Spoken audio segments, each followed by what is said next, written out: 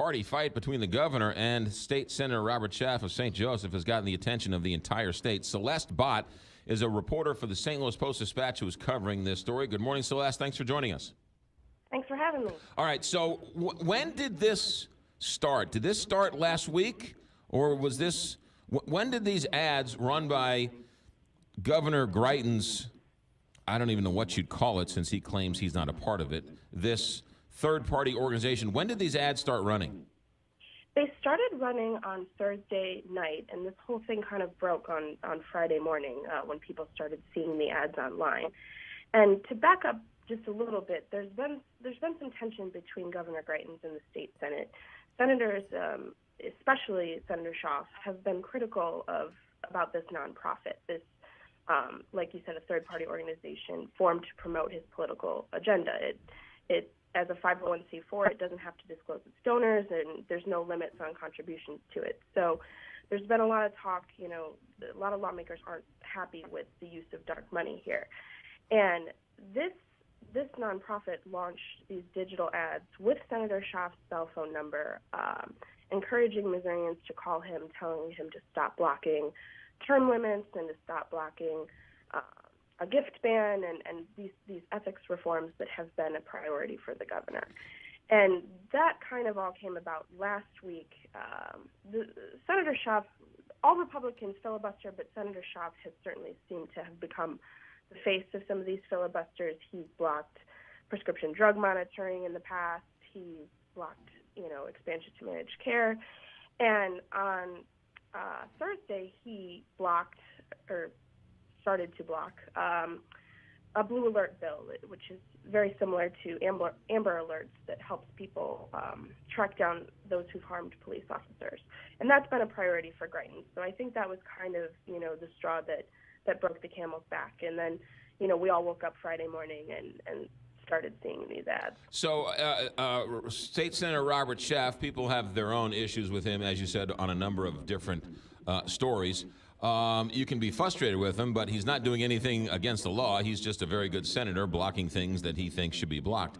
But he's been a champion of ethics reform over the last number of years, and yet Governor Greitens, this organization, is calling him out for being against ethics reform?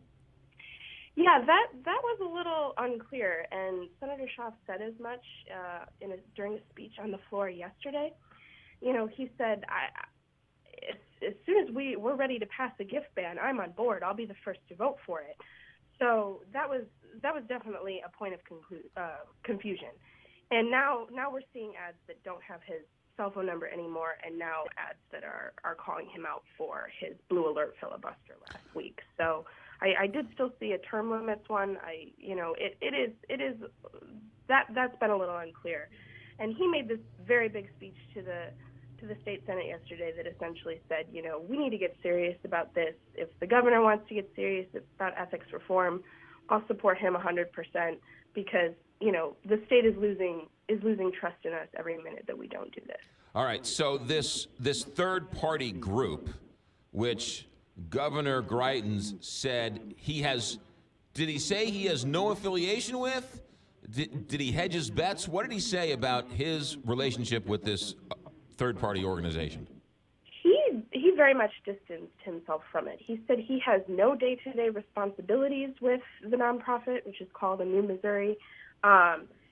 He said it's separate from the governor's office, and the way he approached it is, it reflects the interests of Missourians who want to see our agenda passed, and I'm glad that there are so many people out there fighting for our priorities. Is this the same organization that he raised money, or they raised money from during the election? And is this the same organization they funneled the inaugural funds through? Or is this a different organization? Or you don't know? This one was formed earlier this year. So gotcha. I'm not sure about the inaugural funds, but okay. No, it wasn't a campaign organization. All right, so he says he has no day-to-day operations with this organization. But, Celeste, am I wrong when I say it was founded by his campaign treasurer? It's housed in a building owned by his biggest donors. It is run by his senior advisor, Austin Chambers, who was his campaign manager. His finance director works there, and his sister-in-law works in this nonprofit third party? You are correct about all those things, yes. And that was kind of a point that Senator Hoskins made on the floor yesterday. You know, other senators were kind of standing up, kind of piggybacking on what Senator Schaaf had been saying, you know, and there was this whole debate over, you know, they were calling out Austin Chambers, the governor's senior advisor, saying, you know, we're not going to let him derail, you know, what we're trying to do here. That's what Senator Hoskins said. And, you know, Senator Schaaf stood up and said, well, you know, it's not just his advisors. This is the governor, and the governor is signing off on these things. So definitely a point of contention between the state senate and the governor right now as to whether or not he's calling the shots in this organization, and if they should be fearful that, you know, anytime they oppose a Republican bill, if they're going to be next, if they're going to be the target of one of these ads. So what happens next? They still have to pass a budget. They still have funding things they have to get through. It sounds like it's completely dysfunctional in Jefferson City. Well, and Senate leaders argue that it's supposed to go slow. That's how the Founding Fathers designed it. They're not a factory for passing legislation.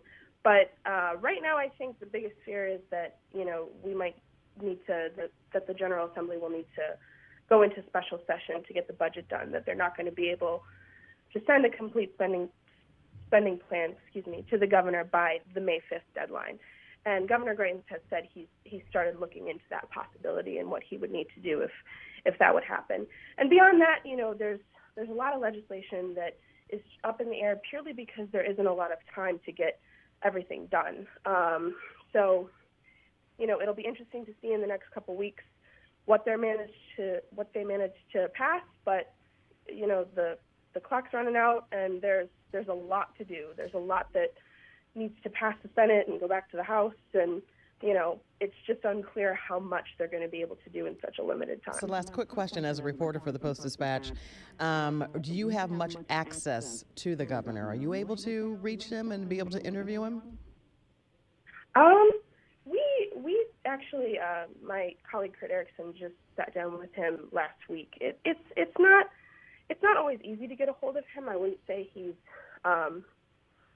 necessarily granting interviews super often, but he has begun taking questions at events, and I think that there's definitely been more access to him in, you know, the last month or so, kind of after people were raising concerns that he wasn't talking to reporters enough. But he does grant interviews. I've never sat down with him, but my colleague just sat down with him. Has anyone in the governor's office apologized or said that publishing the personal cell phone number of a state senator was over the line? No. In fact, on Twitter, Chambers had even said, you know, once Senator Schaaf had said that his voicemail inbox was full, go ahead and text him. Oh, really? Yeah. Interesting. But again, I haven't seen ads with his cell phone number any longer. So right, but they're no out formal there. apology, Right, but yeah. Celeste Bhatt, reporter with the St. Louis Post-Dispatch. Thanks for the work.